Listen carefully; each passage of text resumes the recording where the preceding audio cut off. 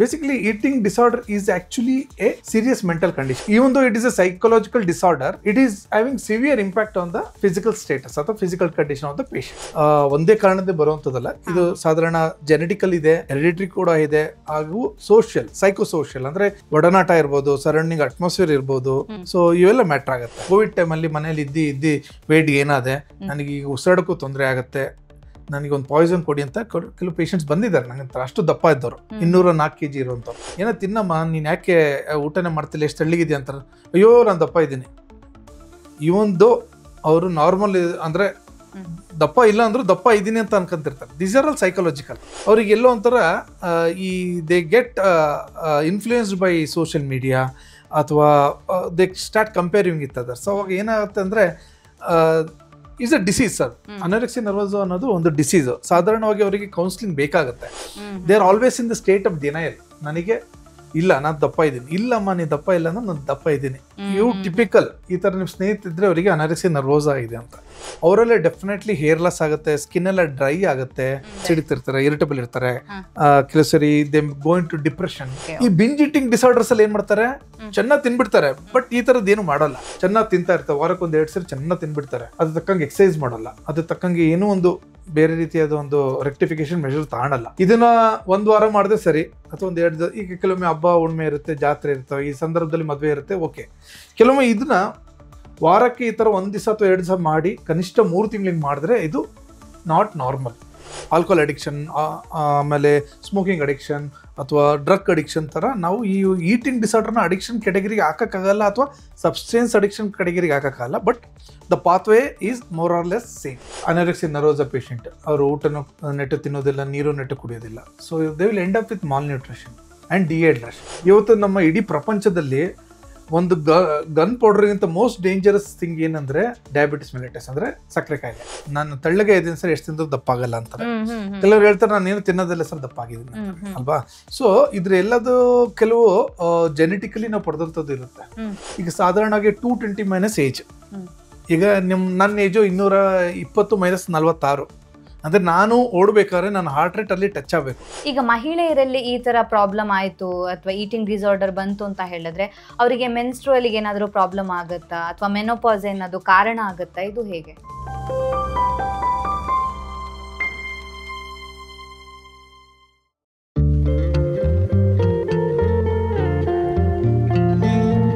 ವಿಜಯ ಕರ್ನಾಟಕ ವೀಕ್ಷಕರಿಗೆ ನಮಸ್ತೆ, ನಾನು ರಕ್ಷಾ ಕೋಟ್ಯಾನ್.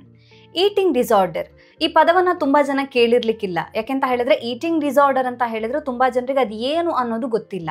ಅಂದರೆ ಕೆಲವರು ಹೆಚ್ಚಾಗಿ ತಿಂತಾರೆ. ತುಂಬ ಜನ ಪೇರೆಂಟ್ಸ್ ಹೇಳ್ತಾರೆ ನಮ್ಮ ಮಕ್ಕಳು ಏನು ತಿನ್ನೋದೇ ಇಲ್ಲ ಅನ್ನೋಂಥ ಕಂಪ್ಲೇಂಟ್ಸ್ ಜಾಸ್ತಿನೇ ಇರುತ್ತೆ. ಆದರೆ ಕೆಲವರು ಮಿತಿ ಮೀರಿ ಅಂದರೆ ಹೊತ್ತಲ್ಲದ ಹೊತ್ತಲ್ಲಿ ತಿನ್ನುವಂಥದ್ದು ಕೂಡ ಜಾಸ್ತಿ ಆಗಿರುತ್ತೆ. ಇನ್ನು ಕೆಲವರು ಏನೂ ಕೂಡ ತಿನ್ನೋದೇ ಇಲ್ಲ. ಸೊ ಈ ರೀತಿಯಾಗಿ ಊಟ ಮಾಡೋದ್ರಲ್ಲಿ ವ್ಯತ್ಯಾಸ ಆಗುವಂಥದ್ದು, ಇದನ್ನು ನಾವು ಕಾಮನ್ ಆಗಿ ಈಟಿಂಗ್ ಡಿಸಾರ್ಡರ್ ಅಂತ ಹೇಳ್ತೀವಿ. ಆದರೆ ಇದನ್ನು ವೈದ್ಯಕೀಯ ಭಾಷೆಯಲ್ಲಿ ಯಾವ ರೀತಿಯಾಗಿ ಎಕ್ಸ್ಪ್ಲೇನ್ ಮಾಡಬೇಕಾಗತ್ತೆ, ಆ್ಯಂಡ್ ಈ ಒಂದು ಈಟಿಂಗ್ ಡಿಸಾರ್ಡರ್ ಅಂದರೆ ಏನು, ಯಾವ ಕಾರಣಕ್ಕೋಸ್ಕರ ಇದು ಬರುತ್ತೆ, ಟ್ರೀಟ್ಮೆಂಟ್ ಯಾವ ರೀತಿಯಾಗಿ ಇರುತ್ತೆ ಅನ್ನೋದ್ರ ಬಗ್ಗೆ ಹೆಚ್ಚಿನ ಮಾಹಿತಿಯನ್ನು ತಿಳಿಸ್ಕೊಡೋದಕ್ಕೆ ಇವತ್ತು ನಮ್ಮ ಜೊತೆ ಇದ್ದಾರೆ doctor Kiran KJ, senior consultant, minimal access, GAN, bariatric and robotic surgery, Apollo hospital, Bannerghatta, Bangalore. Doctor, ಕಾರ್ಯಕ್ರಮಕ್ಕೆ ಸ್ವಾಗತ. ನಮಸ್ತೆ ಮೇಡಮ್. ನಮಸ್ತೆ ಎಲ್ಲರಿಗೂ. ಈಟಿಂಗ್ ಡಿಸಾರ್ಡರ್ ಅಂತ ಹೇಳಿದ್ರೆ ಯೂಶುವಲ್ ಆಗಿ ಏನು ಈಟಿಂಗ್ ಡಿಸಾರ್ಡರ್ ಅಂದರೆ ಜನರಿಗೆ ಹೆಚ್ಚಾಗಿ ಗೊತ್ತಿರೋದಿಲ್ಲ ಏನು ಅನ್ನೋಂಥದ್ದು ಇದು. ಸೊ ಎಕ್ಸಾಕ್ಟ್ಲಿ ಈ ಒಂದು ಈಟಿಂಗ್ ಡಿಸಾರ್ಡರ್ ಅಂದರೆ ಏನು? Very good question. Actually eating disorder ಅನ್ನೋದಿದೆಯಲ್ಲ, ಇದು ಸಾಧಾರಣವಾಗಿ ಇತ್ತೀಚೆಗೆ ಪ್ರಾಮುಖ್ಯತೆ ಕಂಡಿರೋದು. ಯಾಕಂದರೆ ಇತ್ತೀಚೆಗೆ ನಮ್ಮ ಫುಡ್ ಪ್ಯಾಟರ್ನ್ ವೆಸ್ಟರ್ನೈಸ್ ಆಗಿದೆ ಮತ್ತು ಸೋಷಿಯಲ್ ಮೀಡಿಯಾ ಇನ್ಫ್ಲುಯೆನ್ಸ್ ಜಾಸ್ತಿ ಆಗಿದೆ. ಹಾಗಾಗಿ ಈ ಈಟಿಂಗ್ ಡಿಸಾರ್ಡರ್ ಅನ್ನೋದ್ರ ಬಗ್ಗೆ ಒಂದು ಒತ್ತು ಜಾಸ್ತಿ ಆಗಿದೆ. Basically eating disorder is actually A serious mental condition. ಅಂದರೆ ಸ್ವಲ್ಪ ಮಾನಸಿಕವಾದ ಒಂದು ಅಸಮತೋಲನದಲ್ಲಿ ಆಗುವಂಥ ಸಂದರ್ಭ ಇದು. ಸಾಧಾರಣವಾಗಿ ಈ ಒಂದು ಅಬ್ನಾರ್ಮಲ್ ಈಟಿಂಗ್ ಇದು ಕಡಿಮೆ ಆಗ್ಬೋದು, ಜಾಸ್ತಿ ಆಗ್ಬೋದು. ಯೂಶಲಿ ಏನಾಗುತ್ತೆ ಅಂದರೆ associate with emotional and behavioural disorders. So ಹಾಗಾಗಿ ಇದಕ್ಕೆ emotional and behavioural disorder associated disorder ಆಗಿರೋದ್ರಿಂದ ಇದಕ್ಕೆ ನಾವು ಈಟಿಂಗ್ ಡಿಸಾರ್ಡರ್ ಅಂತೀವಿ. ಸೊ ಆಬ್ವಿಯಸ್ಲಿ ಇದೊಂದು ಎಂಟಿಟಿ. ಸೊ ಈ ಒಂದು ಎಂಟಿಟಿ ಸುಮಾರು ಜನಕ್ಕೆ ಅರಿವಿರೋದಿಲ್ಲ. ಸೊ ನೀವು ಹೇಳಿದಾಗ ಇದೊಂದು ಸಾರ್ಟ್ ಆಫ್ ಮೆಂಟಲಿ ಎಂತಾರಲ್ಲ challenging situation. So eating disorder is now it is gaining popularity because of social media and westernisation of our food. ಅಂದರೆ ನಾವು ಪಾಶ್ಚಿಮಾತ್ಯ ಕಡೆಗೆ ಮುಖ ಮಾಡಿದ್ದೀವಿ, ಸುಮಾರು ಫುಡ್ ಅಭ್ಯಾಸಗಳನ್ನ ನಾವು ಅಲ್ಲಿಂದ ಇಲ್ಲಿಗೆ ತಗೊಂಡಿದ್ದೀವಿ. ಆಮೇಲೆ ಅದೇ ರೀತಿಯಾಗಿ ನಾವು ಅಲ್ಲಿಂದ ಇನ್ಫ್ಲುಯೆನ್ಸ್ ಆಗಿ ಇತ್ತೀಚೆಗೆ ಈ ಒಂದು ಈಟಿಂಗ್ ಡಿಸಾರ್ಡರ್ ಅನ್ನೋದು ಬೆಳಕಿಗೆ ಬರ್ತಾ ಇದೆ. ಹಾಗಾದ್ರೆ ಇದು ಮನಸ್ಸಿಗೆ ಸಂಬಂಧಿಸಿದಂತ ಒಂದು ಸಮಸ್ಯೆನಾ ಅಥವಾ ದೇಹಕ್ಕೆ ಸಂಬಂಧಿಸಿದಂತ ಸಮಸ್ಯೆನಾ? It's a very good question. Basically ಇದು even though it is a psychological disorder, it is having severe impact on the physical status or the physical condition of the patients, because even though ಇದೊಂದು psychological issue ಆದರೂ ಕೂಡ ನಮ್ಮ physical condition ಅಂದರೆ ನಮ್ಮ heart ಮೇಲೆ ಆಗ್ಬೋದು, ಅಥವಾ ನಮ್ಮ ಬೋನ್ಸ್ ಮೇಲೆ ಆಗ್ಬೋದು, ಅಥವಾ ಇತರ ಅಂಗಾಂಗಗಳ ಮೇಲೆ ಕಿಡ್ನಿನೇ ಆಗ್ಬೋದು, ಬೇರೆ ಯಾವುದೇ ಅಂಗಾಂಗಗಳ ಮೇಲೆ ಕೂಡ ಪರಿಣಾಮ ಬೀರುತ್ತೆ. ಹಾಗಾಗಿ ಈಟಿಂಗ್ ಡಿಸಾರ್ಡರ್ ಅನ್ನೋದು ಎಲ್ಲರೂ ಗಮನ ಕೊಟ್ಟು ಕೇಳುವಂಥ ಒಂದು ಎಂಟಿಟಿ. ಸೊ ಹಾಗಾಗಿ ಇದು ಮನಸ್ಸಿಗೆ ಸಂಬಂಧಿಸಿದಂಥ ಒಂದು ಸಮಸ್ಯೆ ಆಗಿದ್ರು ಕೂಡ ಫಿಸಿಕಲ್ ಇದು ಎಫೆಕ್ಟ್ ಅನ್ನ ಮಾಡುತ್ತೆ ಅಂತ ಹೇಳಿ. ಡೆಫಿನೆಟ್ಲಿ ಬೇಸಿಕಲಿ ಏನಾಗುತ್ತೆ ಅಂದರೆ ಈಟಿಂಗ್ ಡಿಸಾರ್ಡರ್ ಅನ್ನೋದು ಒಂದು ರೇಂಜ್ ಆಫ್ ಡಿಸಾರ್ಡರ್ಸ್. ಅಂದರೆ ಅದಕ್ಕೆ ಒಂದು ತುದಿಯಲ್ಲಿ ಎಕ್ಸ್ಟ್ರೀಮ್ ಬಿಂಜ್ ಈಟಿಂಗ್ ಇದೆ, ಇನ್ನೊಂದು ಎಕ್ಸ್ಟ್ರೀಮಲ್ಲಿ ಅನೋರೆಕ್ಸಿಯಾ ನರ್ವೋಸಾ ಅಂತ ಇದೆ. ಸೊ ಎಲ್ಲ ಒಂದು ಎಂಟಿಟಿಗೂ ಅಂದರೆ ಇದನ್ನು ನಾವು ಡಿಸ್ಕಸ್ ಮಾಡ್ತೀವಿ, ಇದರಲ್ಲಿ ಬರೋ ವಿಧಗಳು ಏನು, ಅಂದರೆ ಅನೋರೆಕ್ಸಿಯಾ ನರ್ವೋಸಾ ಅಂದರೆ ಏನು, ಬಿಂಜ್ ಈಟಿಂಗ್ ಡಿಸಾರ್ಡರ್ ಅಂದರೆ ಏನು ಅಂತೇಳಿ. ಸೊ ಬಿಂಜ್ ಈಟಿಂಗ್ ಡಿಸಾರ್ಡರ್ ಅಂದರೆ ಅಬ್ನಾರ್ಮಲ್ ಆಗಿ ಎಕ್ಸಸ್ ಫುಡ್ ಇಂಟೇಕ್ ಮಾಡ್ತಾರೆ. ಅನೋರೆಕ್ಸಿಯಾ ನರ್ವೋಸಾದಲ್ಲಿ ಆಲ್ಮೋಸ್ಟ್ ಫುಡ್ ಅವಾಯ್ಡ್ ಮಾಡ್ತಾರೆ. ಸೊ ಈ ಎರಡು ಎಕ್ಸ್ಟ್ರೀಮ್ ಪೋಲ್ ಇದೆ.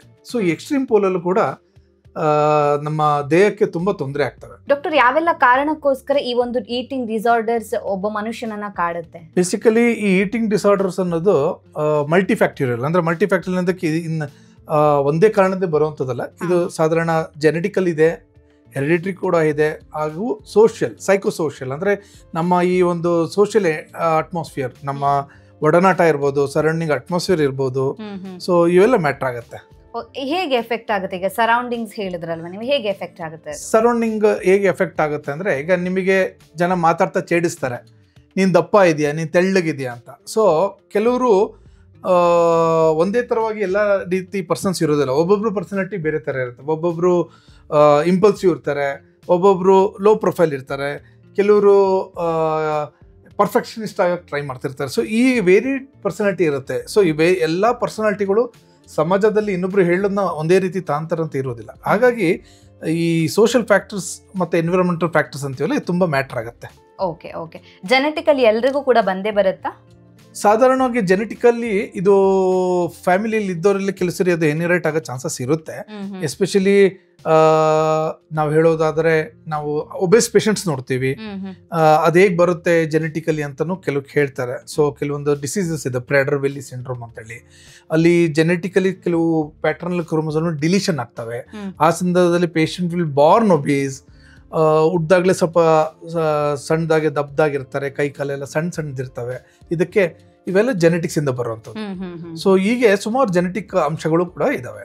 ಓಕೆ, ಹಾಗಿದ್ರೆ ಸಿಂಪ್ಟಮ್ಸ್ ಯಾವ ರೀತಿಯಾಗಿರುತ್ತೆ ಡಾಕ್ಟರ್? ಈಗ ಆ ಥರ ಒಂದು ಅವರಿಗೆ ಈಟಿಂಗ್ ಡಿಸಾರ್ಡರ್ ಇದೆ ಅಂದಾಗ ಅವ್ರನ್ನ ನೋಡಿದಾಗ ಗೊತ್ತಾಗುತ್ತಾ? ಡೆಫಿನೆಟ್ಲಿ. ಯಾವುದೇ ನಾವು ಪೇಷಂಟ್ ನೋಡ್ಬೇಕಾದ್ರೆ ಫಸ್ಟ್ ಮಾತಾಡಬೇಕು, ಮುಟ್ಟಬೇಕು, ತದನಂತರ ಟ್ರೀಟ್ಮೆಂಟ್. ಅಂದರೆ talk, touch and treat. So ಇದು ನಮ್ಮ ಗೋಲ್ಡನ್ ರೂಲ್ ಮೆಡಿಕಲ್ ಫೀಲ್ಡಲ್ಲಿ. ಸೊ ನಾವು ಪ್ರತಿಯೊಂದು ಪೇಷಂಟಲ್ಲಿ ಏನಾದ್ರು ತೊಂದರೆ ಇದೆ ಅನ್ನೋಕ್ಕೆ ಅವ್ರ ಜೊತೆ ಮಾತಾಡಬೇಕಾಗತ್ತೆ. ಮಾತಾಡಿದಾಗ ಅವರಲ್ಲಿ ಎಲ್ಲ ರೀತಿಯಾದ ಒಂದು ಡಯಟ್ ಹಿಸ್ಟ್ರಿ ಆಗ್ಬೋದು, ಫ್ಯಾಮಿಲಿ ಹಿಸ್ಟ್ರಿ ಆಗ್ಬೋದು, ಅವರ ಸೋಷಿಯಲ್ ಹಿಸ್ಟ್ರಿ ಅಥವಾ ಎನ್ವಿರಾನ್ಮೆಂಟಲ್ ಹಿಸ್ಟ್ರಿ ಕೂಡ ನಾವು ತಗೊಬೇಕಾಗುತ್ತೆ. ಸೊ ಹೀಗೆ ನಾವು ಅವ್ರ ಜೊತೆ ಮಾತಾಡಬೇಕಾದ್ರೆ ನಮಗೆ ಇವೆಲ್ಲ ಅಂಶ ಬೆಳಕಿಗೆ ಬರ್ತಾವೆ. ಈಗ ನಿಮ್ಮ ಹತ್ರ ಬರುವಂಥ ಪೇಷಂಟ್ಗಳು ಡೈರೆಕ್ಟ್ ಆಗಿ ನಂಗೆ ಈಟಿಂಗ್ ಡಿಸಾರ್ಡರ್ ಇದೆ ಅಂತ ಬರ್ತಾರ, ಅಥವಾ ಬೇರೆ ಸಮಸ್ಯೆ ಇದ್ದಾಗ ಆಸ್ ಅ ಡಾಕ್ಟರ್ ಆಗಿ ನೀವು ಅದನ್ನ ಕಂಡು ಹಿಡಿತೀರಾ ಹೇಗೆ ಅಂತ? Very good question. ಬೇಸಿಕಲಿ ಕೆಲವರು ಡೈರೆಕ್ಟಾಗಿ ಬರ್ತಾರೆ, ಸರ್ ನನಗೆ ಕಂಟ್ರೋಲ್ ಮಾಡೋಕ್ಕಾಗ್ತಿಲ್ಲ. ಅವ್ರು ಏನು ಮಾಡ್ತಾರೆ, ನಾನು ಕೋವಿಡ್ ಟೈಮಲ್ಲಿ ಮನೇಲಿ ಇದ್ದು ವೇಟ್ ಏನಾದೆ, ನನಗೆ ಈಗ ಉಸಿರಾಡೋಕ್ಕೂ ತೊಂದರೆ ಆಗುತ್ತೆ, ನನಗೊಂದು ಪಾಯ್ಸನ್ ಕೊಡಿ ಅಂತ ಕೆಲವು ಪೇಷಂಟ್ಸ್ ಬಂದಿದ್ದಾರೆ. ನನಗಂತ ಅಷ್ಟು ದಪ್ಪ ಇದ್ದವರು, 204 kg ಇರುವಂಥವ್ರು. ಸೊ ಬೇಸಿಕಲಿ ಕೆಲವರು ಡೈರೆಕ್ಟಾಗಿ ಬರ್ತಾರೆ. ಅಂದರೆ they seek attention when they are physically affected. ಅಂದರೆ ಅದು ನಮ್ಮ ದೇಹಕ್ಕೆ ಏನೋ ತೊಂದರೆ ಕೊಟ್ಟಾಗ ಕೆಲವರು ಬರ್ತಾರೆ. ಅವನಿಗೆ ಅಂದರೆ ಆ ಒಂದು ಪೇಷಂಟಿಗೆ ಉಸಿರಾಡೋಕ್ಕೆ ತೊಂದರೆ ಆಗ್ತಿತ್ತು, ಕೂತ್ಕೊಳಕ್ಕೆ ಆಗ್ತಿರ್ಲಿಲ್ಲ, ಅಂದರೆ ಒಂದು 10 ಹೆಜ್ಜೆ ನಡೆದ ಸುಸ್ತಾಗೋದು, ಇವೆಲ್ಲ ಫಿಸಿಕಲ್ ಸಿಂಪ್ಟಮ್ಸ್. ಸೊ ಡೆಫಿನೆಟ್ಲಿ ಈ ಈಟಿಂಗ್ ಡಿಸಾರ್ಡರ್ಲಿ, ಬಿಂಜ್ ಈಟಿಂಗ್ ಡಿಸಾರ್ಡರ್ಸಲ್ಲಿ ಕೆಲವೊಮ್ಮೆ ಅವರು ಸಿಂಪ್ಟಮ್ಸ್ ಬಂದ ಮೇಲೆ ಬರ್ತಾರೆ, ಅವಾಗ ಈಸಿ ಆಗುತ್ತೆ. ಕೆಲವೊಮ್ಮೆ ನಾವು ಮಾತಾಡ್ತಾ ನೋಡ್ತೀವಿ. ಈಗ ಅನೋರೆಕ್ಸಿಯಾ ನರ್ವೋಸಾ ಪೇಷಂಟ್ ಕೆಲವರು ತೆಳ್ಳಗಿದ್ದವ್ರು ಬರ್ತಾರೆ, ಸರ್ ನಾನು ತುಂಬ ದಪ್ಪ ಆಗ್ಬಿಟ್ಟಿದ್ದೀನಿ ಅಂತಾರೆ. ಸೊ ಅವಾಗ ನಾವು ಕ್ಲಿಯರಾಗಿ ಹಿಸ್ಟ್ರಿ ತಗೊಂಡ್ರೆ, ನೀನು ತೆಳ್ಳಗಿಲ್ಲ ಅಂದ್ರೆ ಒಪ್ಪೋದಿಲ್ಲ, ದೇ ಡಿನೈ ಇಟ್. ಸೊ ಹಾಗಾಗಿ ನಮ್ಮ ಪೇಷಂಟ್ಸ್ ಒಮ್ಮೆ ಬಂದಾಗ ಕೆಲವರು ಡೈರೆಕ್ಟಾಗಿ ಬರ್ತಾರೆ, ಕೆಲವು ಸರಿ ನೀವು ಮಾತಾಡಿದಾಗ ಆ ಅಂಶ ಬೆಳಕಿ ಬರುತ್ತೆ. ಸೊ ಅದಕ್ಕೆ ನಾವು ಪ್ರತಿಯೊಬ್ಬ ಪೇಷಂಟಲ್ಲೂ ಫಸ್ಟ್ ಮಾತಾಡಬೇಕು, ಮುಟ್ಟಬೇಕು, ಆಮೇಲೆ ಟ್ರೀಟ್ ಮಾಡಬೇಕು. ಸೊ ಈಗ ನಾವು ಹಿಸ್ಟ್ರಿ ಟೇಕಿಂಗ್ ಅಂತೀವಿ, ಟಾಕ್ ಅಂದರೆ, ಸೊ ಅವಾಗ ಗೊತ್ತಾಗುತ್ತೆ. ಓಕೆ, ಹಾಗಾದ್ರೆ ಈಟಿಂಗ್ ಡಿಸಾರ್ಡರ್ ಇದ್ದವರ ಮೆಂಟಲ್ ಕಂಡೀಷನ್ ಯಾವ ರೀತಿಯಾಗಿರುತ್ತೆ ಡಾಕ್ಟರ್? ಸುಮಾರು ಜನಕ್ಕೆ ಮೆಂಟಲಿ ಡಿಸಾರ್ಡರ್ಸ್ ಅಂದರೆ ಏನಾಗುತ್ತೆ ಅಂದರೆ ಅವರಲ್ಲಿ ತುಂಬ ವೇರಿಡ್ ಪ್ರೆಸೆಂಟೇಷನ್ ಇರುತ್ತೆ. ಕೆಲವರು ತುಂಬ ಸಬ್ಟಲ್ ಇರ್ತಾರೆ, ಸೋಷಿಯಲಿ ಡಿಸ್ಟೆನ್ಸ್ ಮಾಡ್ಕೊಂತಾರೆ, ಅಂದ್ರೆ ಅವರು ಐಸೋಲೇಷನ್ ಅಂತಾರ, ಇಂಟ್ರೋವರ್ಟಿಸಮ್ ಅಥವಾ ಐಸೋಲೇಷನ್ ಇರ್ತಾರೆ. They try to avoid social gatherings, ಅಂದ್ರೆ they try to social withdrawal ಅಂತಾರೆ. ಸೊ ಹಾಗಾಗಿ ಇವೆಲ್ಲ ಏನಂದ್ರೆ ಪೇಷಂಟ್ಸ್ ಅಲ್ಲಿ ಇವು ಇಮಿಡಿಯೇಟ್ ನೋಟಿಸ್ ಮಾಡೋದು ಹತ್ರದಲ್ಲಿರೋ ತಂದೆ ತಾಯಿಗಳು ಹಾಗೂ ಕ್ಲೋಸ್ ಫ್ರೆಂಡ್ಸ್ಗಳು. ಸೊ ಅವ್ರು ಏನಾಗ್ತಾರೆ, ಇತ್ತೀಚೆಗೆ ಅವನು ಹೊರ ಬರ್ತಿಲ್ಲ, ಊಟ ಮಾಡಬೇಕಂದ್ರೆ ಎಲ್ಲರ ಮುಂದೆ ಮಾಡಲ್ಲ, ಸೀಕ್ರೆಸಿ ಮೇಂಟೈನ್ ಮಾಡ್ತಾರೆ. ಇವೆಲ್ಲ typical symptoms that is affected there mind ಅಂತ. ಸೊ ಆಬ್ವಿಯಸ್ಲಿ ಏನಾಗುತ್ತೆ ಅಂದ್ರೆ they display the symptoms of psychological variations. So ತಂದೆ ತಾಯಿಗೆ ಅಥವಾ ಕ್ಲೋಸ್ ಫ್ರೆಂಡ್ಸ್ಗೆ ಅಬ್ಸರ್ವ್ ಮಾಡಿದ್ರೆ ಗೊತ್ತಾಗ್ಬಿಡುತ್ತೆ. ಓಕೆ ಓಕೆ, ಅಂದ್ರೆ ಹೆಚ್ಚಾಗಿ ಯಾರ ಜೊತೆನೂ ಬೆರೆಯೋದಿಲ್ಲ ಮಾಡೋದು, ಅಂದ್ರೆ ಎಲ್ಲರೂ ಒಟ್ಟಿಗೆ ಊಟ ಮಾಡೋದಿಲ್ಲ. ಹೌದು, ಏನಾಗುತ್ತೆ ಅಂದ್ರೆ ನಾನು ಎಲ್ಲಿ ಜಾಸ್ತಿ ತಿನ್ಬಿಡ್ತೀನೋ, ಅಥವಾ ಅದರ್ ಎಕ್ಸ್ಟ್ರೀಮ್ ಇದ್ದವರು ನಾನು ಊಟನೇ ಮುಟ್ಟಲ್ಲ ಅಂತಾರೆ. ಹಾಗೆ ಸೊ ಈ ಎರಡು ವೇರಿಯೇಷನ್ ಇದ್ರೆ ಏನ್ ಮಾಡ್ತಾರೆ, ಅವಾಯ್ಡ್ ಮಾಡ್ತಾರೆ. ಈಗ ಜಾಸ್ತಿ ತಿನ್ಬಿಡ್ತೀನಿ ಅನ್ನೋಂಥ ಭಯ ಎಲ್ರು ಮುಂದೆ ಇದ್ದಾರೆ ಅನ್ನೋದಕ್ಕೂ ಒಂದು ಕಾರಣ ಆಗುತ್ತೆ. ಈಗ ಕಡಿಮೆ ತಿನ್ನೋದು ಹೇಗೆ ಎಫೆಕ್ಟ್ ಆಗುತ್ತೆ? ಈಗ ಕಡಿಮೆ ತಿನ್ನೋದು ಏನಂದ್ರೆ ದೇ ಆರ್ ಆಲ್ವೇಸ್ ಒಂಥರ ಆಂಗ್ಸೈಟಿಯಲ್ಲಿ ಇರ್ತಾರೆ. ಒಂಥರ ಯಾಕಂದ್ರೆ ನೀವು ಒನ್ಸ್ ಯು ಸ್ಟಾರ್ಟ್, ನಾವೇನು ಹೇಳ್ತೀವಿ, ಅಂಡರ್ ನರಿಶ್ಡು ಇರಬಾರ್ದು, ಅಂದ್ರೆ ಮಾಲ್ ನರಿಶ್ಡು ಇರಬಾರ್ದು, ಅಥವಾ ಓವರ್ ವೇಟು ಇರಬಾರ್ದು. ಅರ್ಥ ಆಯ್ತಲ್ಲ? ಸೊ ಈಗ ಅದು ಹೇಗೆ ಡಿಸ್ಪ್ಲೇ ಆಗುತ್ತೆ ಅಂದರೆ, ಸಾಧಾರಣವಾಗಿ ಅವರು ಹೇಳ್ತಾರೆ, ಏನೋ ತಿನ್ನಮ್ಮ, ನೀನು ಯಾಕೆ ಊಟನೇ ಮಾಡ್ತಿಲ್ಲ, ಎಷ್ಟು ತೆಳ್ಳಗಿದೆಯಾ ಅಂತಾರೆ. ಅಯ್ಯೋ ನಾನು ದಪ್ಪ ಇದ್ದೀನಿ.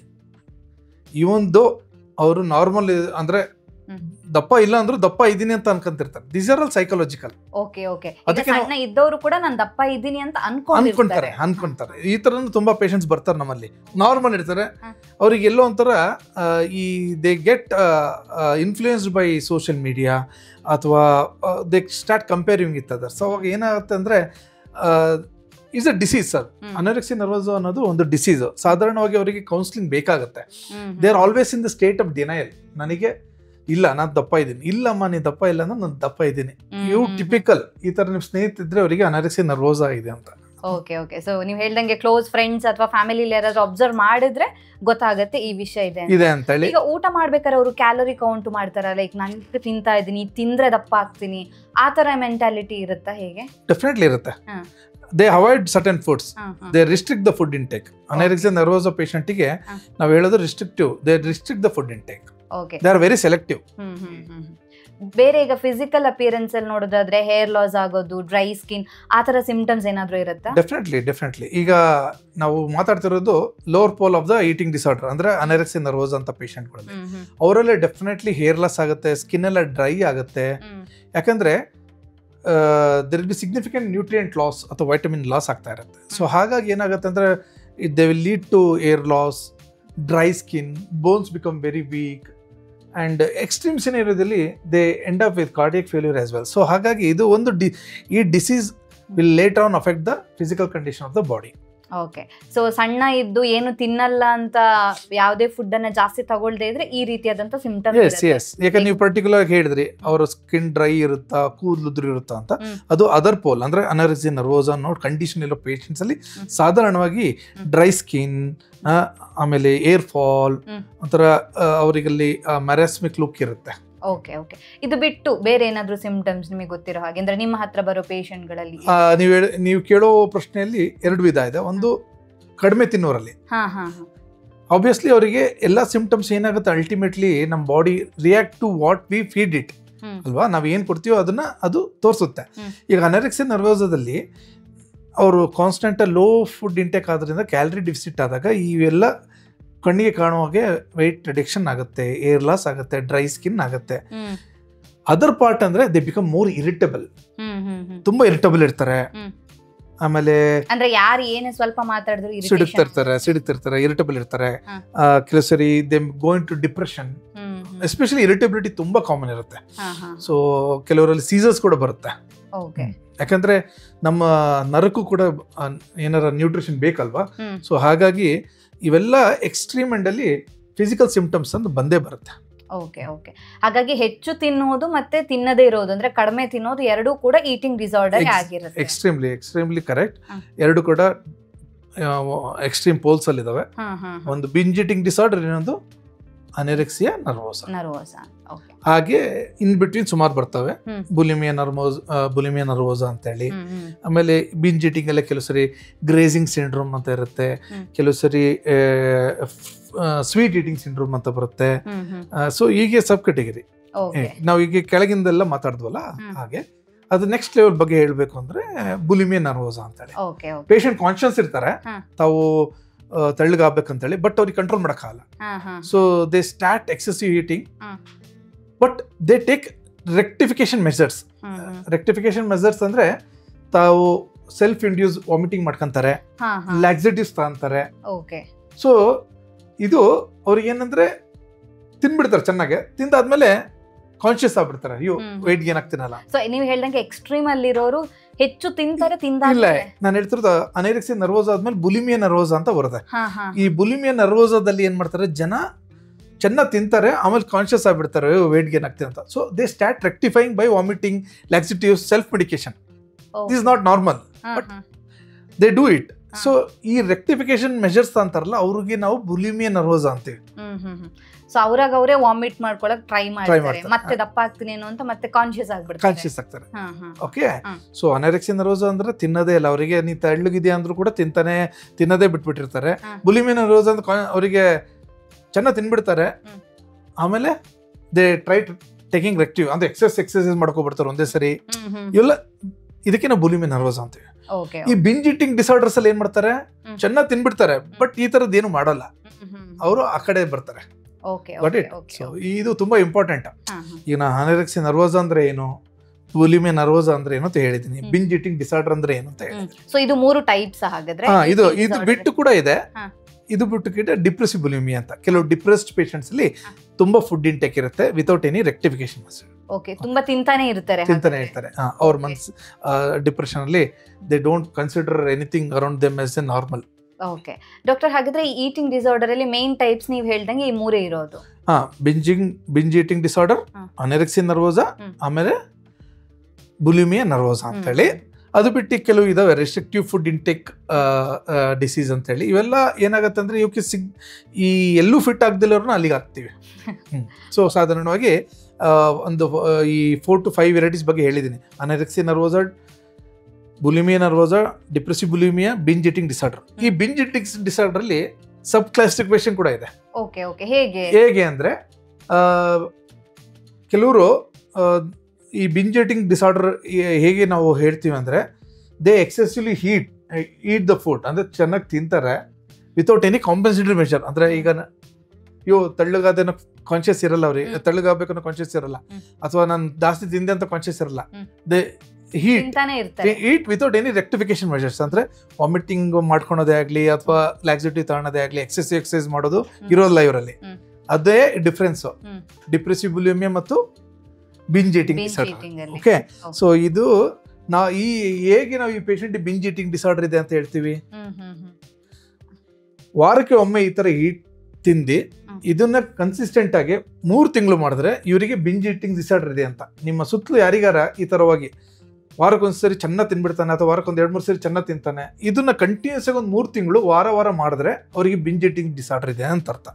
ಸೊ ನೀವು ಇಮಿಡಿಯೇಟ್ ವಾರಕ್ಕೆ ಒಂದ್ಸತಿ ಚೆನ್ನಾಗಿ ತಿನ್ನೋದಷ್ಟೇ ಅಲ್ಲಲ್ಲ, ತಿಂತಾ ಇರ್ತಾರೆ, ಒಂದ್ ದಿವಸ ಎಕ್ಸೆಸ್ ಮಾಡ್ಬಿಡ್ತಾರೆ. ನಾರ್ಮಲೇ ತಿಂತಿರ್ತಾರೆ, ಬಟ್ ಇದು ಡಿಫಿನೇಷನ್ ಇದು. ಈಗ ಏನಾಗುತ್ತೆ, ನೀವು ಒಂದ್ ದಿವಸ ಚೆನ್ನಾಗಿ ತಿಂತೀರ, ನಾನು ಒಂದ್ ದಿವಸ ಚೆನ್ನಾಗಿ ತಿಂತೀನಿ, ಎಲ್ಲರೂ ತಿಂತಾರೆ.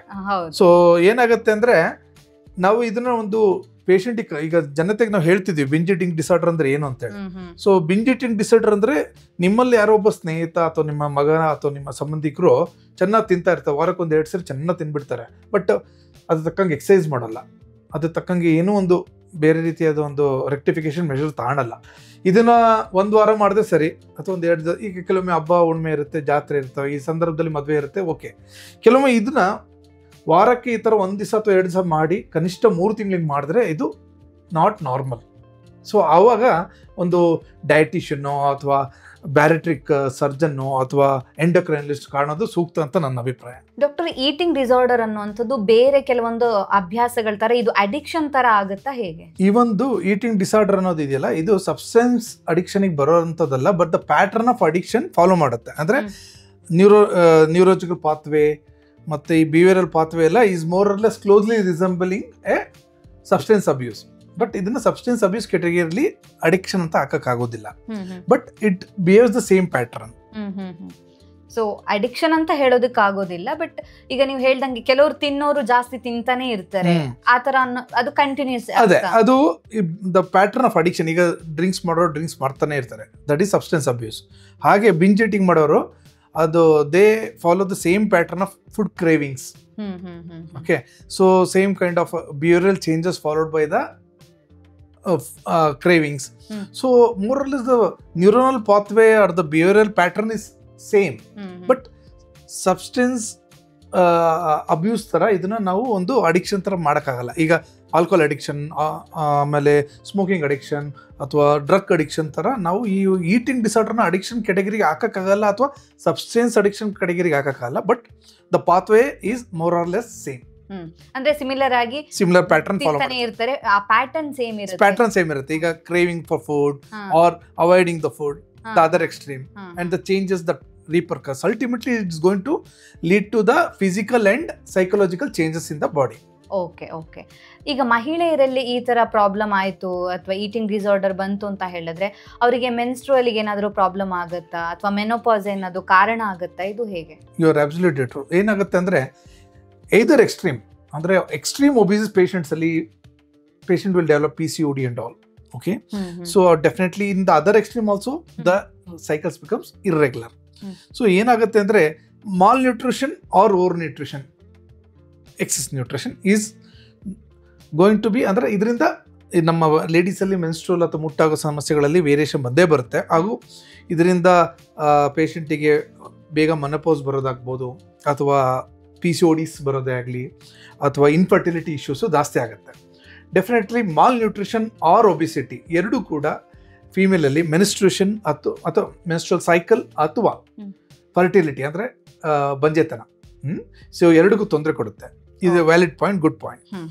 ಹಾಗಿದ್ರೆ ಈಗ ಡಾಕ್ಟರ್ ಜಾಸ್ತಿ ತಿಂತಾರೆ ಅಂತ ಹೇಳಿದ್ರಲ್ವಾ ನೀವು, ಸೊ ಆ ಕ್ಯಾಟಗರಿಯಲ್ಲಿ ಬಂದಾಗ ಆಬ್ವಿಯಸ್ಲಿ ಅವರಿಗೆ ಒಬೆಸಿಟಿ ಅನ್ನೋಂಥದ್ದು ಜಾಸ್ತಿ ಆಗೇ ಆಗುತ್ತೆ. ಹೆಚ್ಚು ತಿಂತಾರೆ, ಎಕ್ಸಸೈಸ್ ಕಡಿಮೆ ಇರುತ್ತೆ, ಸೊ ಆ ಕಾರಣಕ್ಕೋಸ್ಕರ ನೀವು ಹೇಳ್ದಂಗೆ PCOD ಪ್ರಾಬ್ಲಮ್ ಬರುತ್ತಾ? ಹೌದು. ಏನಾಗುತ್ತೆ ಅಂದರೆ ಈಗ ಎಕ್ಸೆಸ್ ಫುಡ್ ಪ್ಯಾಟರ್ನಲ್ಲಿ ನಾವು ನೋಡೋದು ಏನಂದರೆ ಓವರ್ ವೇಟಿಂದ ಪೇಷಂಟು ಮೈಲ್ಡ್ ಒಬೆಸಿಂದ ಹಿಡಿದು ಮಾಡ್ರೇಟ್ ಒಬೆಸಿಂದ ಹಿಡಿದು ಮಾರ್ಬಿಡ್ ಒಬೆಸಿಟಿಗೆ ಹೋಗ್ತಾರೆ. ಸೊ ಈ ಒಂದೊಂದು ಹಂತ ದಾಟ್ದಾಗಲೂ ಕೂಡ ಈ PCOD ಪ್ಯಾಟರ್ನ್ ಏನಿದೆಯಲ್ಲ ಅದು ಹೆಣ್ಮಕ್ಳು ಜಾಸ್ತಿ ಆಗುತ್ತೆ. So obviously that will affect the menstrual cycle. ಹಾಗಾಗಿ ಪೇಷಂಟ್ಸಿಗೆ ಇನ್ಫರ್ಟಿಲಿಟಿ ಅಥವಾ ಬಂಜೆತನ ಪ್ರಾಬ್ಲಮ್ ಆಗ್ಬೋದು, ಅಥವಾ ವೇರಿಯೇಷನ್ ಇನ್ ದ ಮೆನ್ಸ್ಟ್ರಲ್ ಸೈಕಲಲ್ಲಿ ಸರ್ವೇ ಸಾಮಾನ್ಯವಾಗಿ ನಾವು ಒಬೆಸಿಟಿಲಿ ನೋಡ್ತೀವಿ.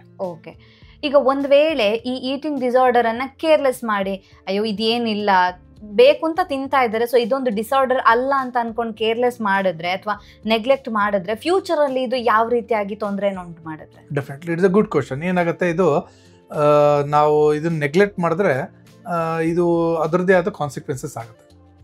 ಈಗ ಪೇಷಂಟಿಗೆ ಈ ಮಲ್ಟಿಪಲ್ ಫ್ಯಾಕ್ಟರ್ಸ್ ಆಗಿ ನಾನು ಹೇಳಬೇಕಂದ್ರೆ, ಪೇಷಂಟಿಗೆ ಒಂದು, ಈಗ ಅನರೆಕ್ಸಿಯಾ ನರ್ವೋಸಾ ಪೇಷಂಟ್, ಅವರು ಊಟನೂ ನೆಟ್ಟು ತಿನ್ನೋದಿಲ್ಲ, ನೀರು ನೆಟ್ಟು ಕುಡಿಯೋದಿಲ್ಲ. So they will end up with malnutrition and dehydration. So ಈ ಸಂದರ್ಭದಲ್ಲಿ ಏನಾಗುತ್ತೆ, ಹಾರ್ಟ್ ಫೇಲ್ಯೂರ್ ಆಗ್ಬೋದು, ಅಥವಾ ಬೋನ್ಸಲ್ಲಿ ಡೆನ್ಸಿಟಿ ಕಡಿಮೆ ಆಗ್ಬೋದು ಅಲ್ವಾ. ಸೊ ಕಿಡ್ನಿ ಫೇಲ್ಯೂರ್ ಆಗ್ಬೋದು, ಯಾಕಂದರೆ ಹೈಪೋವಾಲ್ಯೂಮ್ ಅಂದರೆ ಕಡಿಮೆ ಫ್ಲೂಯಿಡ್ ಇಂಟೇಕ್ ಮಾಡಿದಾಗ ಕಿಡ್ನಿ ಸ್ವಲ್ಪ ಸಫರ್ ಆಗುತ್ತೆ, ಊಟನೂ ಮಾಡೋದಿಲ್ಲ, ನೀರು ಕುಡಿಯೋದಿಲ್ಲ. ಸೊ ಇವೆಲ್ಲ ಏನಾಗುತ್ತೆ ಅಂದರೆ ultimately it will affect heart also, kidney also, bone also, and they will develop malabsorption, ಅಂದ್ರೆ ಹೊಟ್ಟೆಯಲ್ಲಿ ಬ್ಲೋಟಿಂಗ್ ಆಗೋದು ಆಗ್ಬೋದು. ಆಮೇಲೆ ಈ ಮೆನ್ಸ್ಟ್ರಲ್ ಬಗ್ಗೆ, ಈಗ ಮೆನ್ಸ್ಟ್ರಲ್ ಸೈಕಲ್ ಬಗ್ಗೆ ಹೇಳಿದೆ, ಇನ್ಫರ್ಟಿಲಿಟಿ ಬಗ್ಗೆ ಹೇಳಿದೆ, ಸೊ ಇವೆಲ್ಲ ಡೆಫಿನೆಟ್ಲಿ ಅಫೆಕ್ಟ್ ಆಗುತ್ತೆ. ಓಕೆ. ಅದ್ ಬಿಟ್ಟು ಈಗ ಜಾಸ್ತಿ ತಿಂತಾರೆ ಅಂತ ಹೇಳಿದ್ರೆ ಅದು ಹೇಗೆ ಎಫೆಕ್ಟ್ ಆಗುತ್ತೆ? ಡೆಫಿನೆಟ್ಲಿ ಅದೊಂದು other pole of the eating disorder. So excess food intake without any exercise or any rectification measure will definitely lead to obesity. ಅಂದರೆ ನಾವು ಚೆನ್ನಾಗಿ ತಿಂತಾನೆ ಇದ್ದು ಏನು ಖರ್ಚೆ ಮಾಡಲಿಲ್ಲ ಅಂದರೆ ಏನಾಗುತ್ತೆ, ಒಬೆಸಿಟಿ ಬರುತ್ತೆ, ಅಂದರೆ ತೂಕ ಹೆಚ್ಚಾಗುತ್ತೆ ಅಥವಾ ಬೊಜ್ಜು ಬರುತ್ತೆ ಬಾಡಿಯಲ್ಲಿ. ಸೊ ನಾವು ಈಗ ಅದನ್ನು ಮೆಷರ್ ಮಾಡೋಕ್ಕೆ ಒಂದು ಇದಿದೆ, BMI ಅಂತ ಯೂಸ್ ಮಾಡ್ತೀವಿ. ಅದ್ರ ಬಗ್ಗೆ ನಾನು ಹೇಳ್ತೀನಿ ನಿಮಗೆ. ಸಾಧಾರಣ ಒಬೆಸಿಟಿ ಬಂದಾಗ ಏನಾಗುತ್ತೆ, ಸೊ ತುಂಬ ಜನಕ್ಕೆ ಅರಿವಿಲ್ಲ ಮೆಟಾಬಾಲಿಕ್ ಸಿಂಡ್ರೋಮ್ ಅಂದರೆ. ಮೆಟಾಬಾಲಿಕ್ ಸಿಂಡ್ರೋಮ್ ಅಂದರೆ ಏನಾಗುತ್ತೆ, diabetes mellitus, hypertension, hypercholesterolaemia, knee joint pain and difficulty in the sleep apnoea, ಇವೆಲ್ಲದೂ ಸೇರಿ ಆಗುವಂಥದಕ್ಕೆ ಮೆಟಾಬಾಲಿಕ್ ಸಿಂಡ್ರೋಮ್ ಅಂತೀವಿ. ಸೊ ಆ ಎಕ್ಸ್ಟ್ರೀಮಲ್ಲಿ ಪೇಷಂಟಿಗೆ ಆಯಾಸ ಆಗುತ್ತೆ, ಉಸಿರುಗಟ್ಟುತ್ತೆ. ಸೊ ಅದರಿಂದ ಏನಾಗುತ್ತೆ, ಸಾಧಾರಣವಾಗಿ ಸ್ಲೀಪ್ ಆ್ಯಪ್ನಿ ಅಂತೀವಿ, ಮಲಗಿದಾಗ ಉಸಿರಾಡಕ್ಕಾಗ್ದಲೇ ನಿದ್ದೆಯಿಂದ ಎದಳ್ತಾರೆ. ಆಮೇಲೆ BP ಜಾಸ್ತಿ ಆಗುತ್ತೆ. ತುಂಬಾ ದಪ್ಪ ಇದ್ದವರಲ್ಲಿ ಫ್ಯಾಟ್ ಇನ್ಫ್ಲಮೇಷನ್ ಆಗಿ ಇನ್ಸುಲಿನ್ ಆಕ್ಷನ್ ಆಗಲ್ಲ, ಅವಾಗ ಡಯಾಬಿಟಿಸ್ ಕಂಟ್ರೋಲಿಗೆ ಬರಲ್ಲ, ಡಯಾಬಿಟಿಸ್ ಇನ್ನೂ ಜಾಸ್ತಿ ಆಗುತ್ತೆ. ಸೊ ಇವೆಲ್ಲ ಕೊನೆಗೆ ಈ ಹೈಪರ್ ಟೆನ್ಷನ್, ಡಯಾಬಿಟಿಸ್ ಎಲ್ಲ ಜಾಸ್ತಿ ಆದ್ರೆ ಏನಾಗುತ್ತೆ, ಕಿಡ್ನಿ ಡ್ಯಾಮೇಜ್ ಆಗುತ್ತೆ, ಕಣ್ ಡ್ಯಾಮೇಜ್ ಆಗುತ್ತೆ ಅಲ್ವಾ. ಸೊ ಅದಕ್ಕೆ ನಾವು ಡಯಾಬಿಟಿಕ್ ರೆಟನೋಪತಿ ಅಂತೀವಿ, ಡಯಾಬಿಟಿಕ್ ನೆಫ್ರೋಪತಿ ಅಂತೀವಿ. ಸೊ ಇವೆಲ್ಲ ಆಗ್ತವೆ. ಸೊ ಅದ್ರ ಜೊತೆಗೆ ಈ ಸ್ಟ್ರೋಕು ಇವೆಲ್ಲ ಸಂಭಾವನೆಗಳು ಜಾಸ್ತಿ ಆಗುತ್ತೆ, ನಿದ್ದೆ ಸರಿಯಾಗಲ್ಲ, ಇವೆಲ್ಲ will lead to hypertension. ಅದರಿಂದ ಸಂಬಂಧವಾದ ಒಂದು ಸ್ಟ್ರೋಕ್ಸ್ ಸಮಸ್ಯೆಗಳೆಲ್ಲ ಜಾಸ್ತಿ ಆಗೋ ಚಾನ್ಸಸ್ ತುಂಬಾ ಇರುತ್ತೆ. ಸೊ ಈ ಎಕ್ಸ್ಟ್ರೀಮ್ ಪೋಲಲ್ಲಿ ಇರೋದು ಕೂಡ ತುಂಬಾ ಡೇಂಜರಸ್ ಕಾಂಪ್ಲಿಕೇಶನ್ಸ್ಗೆ ಲ್ಯಾಂಡ್ ಆಗ್ತಾರೆ. ಇವತ್ತು ನಮ್ಮ ಇಡೀ ಪ್ರಪಂಚದಲ್ಲಿ ಒಂದು ಗನ್ ಪೌಡರ್ಗಿಂತ ಮೋಸ್ಟ್ ಡೇಂಜರಸ್ ಥಿಂಗ್ ಏನಂದ್ರೆ ಡಯಾಬಿಟಿಸ್ ಮೆಲಿಟಸ್, ಅಂದ್ರೆ ಸಕ್ಕರೆ ಕಾಯಿಲೆ. ಸೊ ಇವೆಲ್ಲ ಅರಿವು ಜನಕ್ಕೆ ಇರಬೇಕು. ಸೊ ಹಾಗಾಗಿ ಈಟಿಂಗ್ ಡಿಸಾರ್ಡರ್ ಅನ್ನೋದು ಒಂದು ಕಾಯಿಲೆ. ಆ ಕಾಯಿಲೆಗೆ 2 ಎಕ್ಸ್ಟ್ರೀಮ್ ಇದೆ, ಒಂದು ಬಿಂಜ್ ಈಟಿಂಗ್ ಡಿಸಾರ್ಡರ್ ಹಾಗೂ ಹೆಚ್ಚು ತಿನ್ನೋದು, ಇನ್ನೊಂದು ಅನರ್ಸಿ ನರ್ವಸ್, ಏನು ತಿಂದಲೇ ನಾನು ದಪ್ಪ ಇದೀನಿ ಅನ್ಕೊಂಡು ಹಂಗೆ ಇದ್ ಮಾಡ್ತಾರೆ, ಅವರೇ ಹೆಲ್ತ್ ಹಾಳು ಮಾಡ್ತಾರೆ. ಸಣ್ಣ ಇದ್ರೂ ಕೂಡ ನಾನು ದಪ್ಪ ಇದ್ದೀನಿ ಅಂತ ಅನ್ಕೊಂಡು ಏನು ತಿಂದಲೇ, ಅದಕ್ಕೆ ಅನರ್ಸಿ ನರ್ವಸ್. ಈ 2 ಎಕ್ಸ್ಟ್ರೀಮ್ ಅಲ್ಲಿ ಇರುವಂತವ್ರು ಎಲ್ಲವಾದ ನಮ್ಮ ದೇಹದಲ್ಲಿರೋ ಎಲ್ಲ ಇಂಪಾರ್ಟೆಂಟ್ ಆರ್ಗನ್ಸ್ಗೆ ತೊಂದರೆ ಅನುಭವಿಸ್ತಾರೆ, ಅದರಿಂದ ರಿಲೇಟೆಡ್ ಪ್ರಾಬ್ಲಮ್ಸ್ಗೆ ಲ್ಯಾಂಡ್ ಆಗ್ತಾರೆ. ಸೊ ಇದ್ರ ಬಗ್ಗೆ ನಾನು ನಿಮಗೆ ಹೇಳಿದ್ದು ಮೋಸ್ಟ್ಲಿ ನಿಮಗೆ ಹೆಲ್ಪ್ ಆಗುತ್ತೆ, ನಿಮ್ಮ ಸ್ನೇಹಿತರಿಗೆ ಮತ್ತು ಸಂಬಂಧಿಕರಲ್ಲಿ ಶೇರ್ ಮಾಡ್ಕೊಂಡ್ರೆ ತುಂಬ ಉಪಯುಕ್ತ ಆಗುತ್ತೆ. ಡಾಕ್ಟರ್, ಅದೇ ನೀವಾಗಲೇ ಹೇಳ್ದಂಗೆ ಈಗ ನಮ್ಮ ಹತ್ರದಲ್ಲಿ ಫ್ರೆಂಡ್ಸು ಅಥವಾ ಫ್ಯಾಮಿಲಿ ಮೆಂಬರ್ಸ್, ಅಪ್ಪ ಅಮ್ಮ ಒಂದು ಪರ್ಸನ್ನ ನೋಡಿದಾಗ ಗೊತ್ತಾಗೇ ಆಗುತ್ತೆ ಅವರಿಗೆ ಈಟಿಂಗ್ ಡಿಸಾರ್ಡರ್ ಇದೆಯಾ ಅಂತ. ಅಂದರೆ ಕಮ್ಮಿ ತಿನ್ನೋದು ಅಥವಾ ಜಾಸ್ತಿ ತಿನ್ನೋದು ಇವೆರಡರಲ್ಲಿ ಯಾವುದಾದ್ರು ಒಂದು ಇದ್ದಾಗ ಗೊತ್ತಾಗುತ್ತೆ. ಆ್ಯಂಡ್ ಅವರ ಮೆಂಟಲ್ ಕಂಡೀಷನ್ ಕೂಡ ಅದೇ ರೀತಿಯಾಗಿರುತ್ತೆ. ಸೊ ಅದ್ರ ಬಗ್ಗೆನೂ ಹೇಳಿದರೆ, ಆ್ಯಂಡ್ ಅದರಿಂದ ಬರುವಂಥ ಪ್ರಾಬ್ಲಮ್ಸ್ಗಳು, ಈಗ ನೀವು ಹೇಳ್ದಂಗೆ ಜಾಸ್ತಿ ತಿಂದರೆ ಒಬೇಸಿಟಿ ಬರುತ್ತೆ. ಸೊ ಒಬೇಸಿಟಿ ಒಂದ್ಸತಿ ಬಂತು, ಬೊಜ್ಜು ಬಂತು ಅಂತ ಹೇಳಿದ್ರೆ ಅದರಿಂದ ಬೇರೆ ಬೇರೆ ರೋಗಗಳು ಬಂದೇ ಬರುತ್ತೆ. ಅಂದರೆ ಹಾರ್ಟಿಗೆ ಸಂಬಂಧಪಟ್ಟ ಹಾಗೇನೂ ಸಮಸ್ಯೆಗಳು ಬರುತ್ತೆ. ಹೌದು, ಅದಕ್ಕೆ ಹೇಳಿದೆ. ಈಗ ನಾವು ಇವೆಲ್ಲ ಜಾಸ್ತಿ ಆದ್ರೆ ಏನಾಗುತ್ತೆ ಅಂದ್ರೆ ಹಾರ್ಟ್ ಅಟ್ಯಾಕ್ ಆಗೋದು ಜಾಸ್ತಿ ಆಗುತ್ತೆ. ಈಗ ಡಯಾಬಿಟಿಸ್ ಇದರಲ್ಲಿ ಸಾಧಾರಣ ಹಾರ್ಟ್ ಅಟ್ಯಾಕ್ ಆಗೋ ಅಂಶ ಜಾಸ್ತಿ ಇರುತ್ತೆ. ಈಗ ದಪ್ಪ ಇದ್ದವರಲ್ಲಿ ಹೈಪರ್ ಕೊಲೆಸ್ಟ್ರಾಲಿಮಿಯಾ ಅಂತೀವಿ, ಅಂದ್ರೆ ಕೊಲೆಸ್ಟ್ರಾಲ್ ಕಂಟೆಂಟ್ ಜಾಸ್ತಿ ಇರುತ್ತೆ ಬ್ಲಡ್ ಅಲ್ಲಿ. ಅದೇನ್ ಮಾಡುತ್ತೆ, ರಕ್ತ ನಾವೀಗ ನಾವೆಲ್ಲ ಈಗ ಬ್ರೈನ್ ಚೆನ್ನಾಗಬೇಕಂದ್ರೆ ಅಲ್ಲಿ ಸರ್ಕ್ಯುಲೇಷನ್ ಚೆನ್ನಾಗಬೇಕು, ಕಿಡ್ನಿ ಚೆನ್ನಾಗಬೇಕಂದ್ರೆ ಕಿಡ್ನಿ ಸರ್ಕ್ಯುಲೇಷನ್ ಚೆನ್ನಾಗಬೇಕು. ಸೊ ನಾವೆಲ್ಲ ಒಂದು ಗುಡ್ ವ್ಯಾಸ್ಕ್ಯುಲರ್ ಸಿಸ್ಟಮ್ ಇದೆ. ಅದೇ ರೀತಿ RTU ಕೂಡ ತಂದೆ ಆದ ಒಂದು ರಕ್ತ ಸಂಚಾರ ಇದೆ. ಸೊ ತುಂಬಾ ಒಬೇಸ್ ಇದ್ದವರಲ್ಲಿ ಹೈಪರ್ ಕೊಲೆಸ್ಟ್ರಾಮಿಯಾ ಆಗಿ ಹಾರ್ಟ್ ಅಲ್ಲಿ ಅದು ಫ್ಯಾಟ್ ಎಲ್ಲ ಡೆಪಾಸಿಟ್ ಆಗಿ ಹಾರ್ಟ್ ಅಟ್ಯಾಕ್ ಏನಂತೀವಲ್ಲ ಅವೆಲ್ಲ ಆಗೋದು. ಯಾತಕ್ಕಂದ್ರೆ ಆ ನಾಳಗಳಲ್ಲಿ ಈ ಒಂದು ಕೊಲೆಸ್ಟ್ರಾಲ್ ಫ್ಲೇಕ್ಸ್ ಹೋಗಿ ಆರ್ಟರಿನ ಬ್ಲಾಕ್ ಮಾಡೋದ್ರಿಂದ. ಸೊ ಆಬ್ವಿಯಸ್ಲಿ ನಾವು ಜಾಸ್ತಿ ದಪ್ಪ ಇದ್ದಾಗ ಈ ಒಂದು ಕೊಲೆಸ್ಟ್ರಾಲ್ ಪ್ಲೇಕ್ಸ್ ಎಲ್ಲ ಹೋಗಿ ಹಾರ್ಟ್ ಅಟ್ಯಾಕ್ ಆಗುತ್ತೆ. So obviously obesity is almost direct correlation ಇದೆ ಹಾರ್ಟ್ ಅಟ್ಯಾಕಿಗೆ. ಸೊ ಯಾರು ಒಬಿಸ್ ಇರ್ತಾರೋ the probability of getting cardiovascular accidents, ಅಂದ್ರೆ ಕಾರ್ಡಿಯೋವ್ಯಾಸ್ಕ್ಯುಲರ್ ಆಕ್ಸಿಡೆಂಟ್ಸ್ ಅಂದ್ರೆ ಹಾರ್ಟ್ ಅಟ್ಯಾಕ್ ಆಗ್ಬೋದು, ಸ್ಟ್ರೋಕ್ ಆಗ್ಬೋದು, ಇವು ಜಾಸ್ತಿ ಇರುತ್ತೆ. ಓಕೆ, ಈಗ ಒಂದು ಪರ್ಸನ್ಗೆ ಈಗ ಜಾಸ್ತಿ ತಿನ್ನೋದು ಮತ್ತೆ ಕಡಿಮೆ ತಿನ್ನೋದು ಅದು ಹೇಗೆ ಬರುತ್ತೆ? ಈಗ ಫಸ್ಟ್ ಬರ್ಬೇಕಾದ್ರೆ ನೀವು ಹೇಳಿದ್ರಿ ಜೆನೆಟಿಕಲಿ ಬರುತ್ತೆ ಅಥವಾ ಹೊರಗಡೆಯಿಂದ ಸೋಷಿಯಲ್ ಎಫೆಕ್ಟ್ ಕೂಡ ಆಗುತ್ತೆ ಅಂತ. ಈಗ ಫಾರ್ ಎಕ್ಸಾಂಪಲ್ ತಗೊಳ್ಳೋದಾದ್ರೆ, ಈಗ ಫಾರ್ ಎಕ್ಸಾಂಪಲ್ ಈಗ ನಾನೇ ಸಣ್ಣ ಇದ್ದೀನಿ ಅಂದಾಗ ಅದು ಹೇಗೆ ಎಫೆಕ್ಟ್ ಆಗುತ್ತೆ ಅಂತ ಒಂದು ಪರ್ಸನಿಗೆ? ಈಗ ಎಷ್ಟೇ ತಿಂದರೂ ಕೂಡ ದಪ್ಪನೇ ಆಗೋದಿಲ್ಲ. ಎಷ್ಟು ನಾವು ಫಿಸಿಕಲ್ ಆಕ್ಟಿವಿಟಿ ಮಾಡ್ತಾ ಇದ್ವಿ, ಬಟ್ ಎಷ್ಟೇ ತಿಂದರೂ ಕೂಡ ನಮ್ಗೆ ದಪ್ಪ ಆಗೋದಿಲ್ಲ. ಸೊ ಆ ಮೆಂಟಾಲಿಟಿ, ಆ ಒಂದು ಆಲೋಚನೆ ಏನಾದರೂ ಎಫೆಕ್ಟ್ ಮಾಡುತ್ತಾ ಹೇಗೆ? ಅದು ಡೆಫಿನೆಟ್ಲಿ ನೀವು ಹೇಳೋದು ಕರೆಕ್ಟು. ಈಗ ಏನಾಗುತ್ತೆ ಅಂದರೆ ಕೆಲವ್ರದ್ದು ನಾನು ತೆಳ್ಳಗೆ ಇದ್ದೀನಿ ಸರ್, ಎಷ್ಟು ತಿಂದರೂ ದಪ್ಪ ಆಗಲ್ಲ ಅಂತಾರೆ. ಕೆಲವ್ರು ಹೇಳ್ತಾರೆ ನಾನು ಏನು ತಿನ್ನೋದಿಲ್ಲ ಸರ್, ದಪ್ಪ ಆಗಿದ್ದೀನಿ ಅಲ್ವಾ. ಸೊ ಇದ್ರ ಎಲ್ಲದು ಕೆಲವು ಜೆನೆಟಿಕಲಿ ನಾವು ಪಡೆದಂಥದ್ದು ಇರುತ್ತೆ. ಸೊ ಆಬ್ವಿಯಸ್ಲಿ ಜೆನೆಟಿಕ್ ಫ್ಯಾಕ್ಟರ್ ಕೂಡ ಇರುತ್ತೆ. ಅಂದರೆ ಈಗ ನಮ್ಮ ಫ್ಯಾಮಿಲಿಯಲ್ಲಿ ಒಬ್ಬೊಬ್ಬರು ತಂದೆ ತಾಯಿಗಳು ಕೂಡ ತೆಳ್ಳಗಿರ್ತಾರೆ, ಮಕ್ಕಳು ಅದೇ ರೀತಿ ಹುಡ್ತಾರೆ. ಇಲ್ಲೂ ಕೂಡ ಹಂಗೆ ಇರ್ತದೆ, ತುಂಬಾ ದಪ್ಪ ಇರ್ತಾರೆ, ಮಕ್ಕಳು ಕೂಡ ದಪ್ಪ ಆಗ್ತಾರೆ. ಸೊ ಇವೆಲ್ಲ ಏನಾಗುತ್ತೆ ಅಂದ್ರೆ ಇವೆಲ್ಲ ಜೆನೆಟಿಕಲ್, ಅರ್ಥ ಆಯ್ತಲ್ಲ. ಸೊ ಇದಾದ್ಮೇಲೆ ನಮ್ಮ ವೈಯಕ್ತಿಕವಾಗಿ ನಾವು ಇದರಲ್ಲಿ ಬೇಸಲ್ ಮೆಟಬಾಲಿಕ್ ರೇಟ್ ಅಂತೀವಿ. ಅಂದ್ರೆ ನಮ್ಮ ಒಬ್ಬ ಮನುಷ್ಯನ ಬಾಡಿ ಬೇಸಲ್ ಮೆಟಬಾಲಿಕ್ ರೇಟ್ ಚೆನ್ನಾಗಿದ್ದಾಗ ಅವನು ಏನ್ ತಿಂದ್ರು ದಪ್ಪ ಆಗಲ್ಲ, ಯಾಕಂದ್ರೆ ಅವನು ಬಾಡಿ ಎಕ್ಸ್ಪೆಂಡ್ ಮಾಡುತ್ತೆ ಅಷ್ಟೇ. ಸೊ ಅದೇ ಕಾರಣಕ್ಕೋಸ್ಕರನ ಕೆಲವರು ಎಷ್ಟೇ ತಿಂದ್ರು ಕೂಡ ದಪ್ಪ ಆಗೋದಿಲ್ಲ. ಸೊ ಈಗ ಏನಾಗುತ್ತೆ ಅಂದ್ರೆ ಅದನ್ನ ನಾವು ಹೇಗೆ ಅದು ಕೆಲವರಲ್ಲಿ ನ್ಯಾಚುರಲಿ BMR ಚೆನ್ನಾಗಿರುತ್ತೆ, ಮೊದಲಿಂದನೂ ಸ್ಪೋರ್ಟ್ಸ್ ಅಲ್ಲಿ ಇನ್ವಾಲ್ವ್ ಆಗಿರ್ತಾರೆ, ಚೈಲ್ಡ್ಹುಡ್ ಇಂದ ಆಕ್ಟಿವ್ ಆಗಿರ್ತಾರೆ.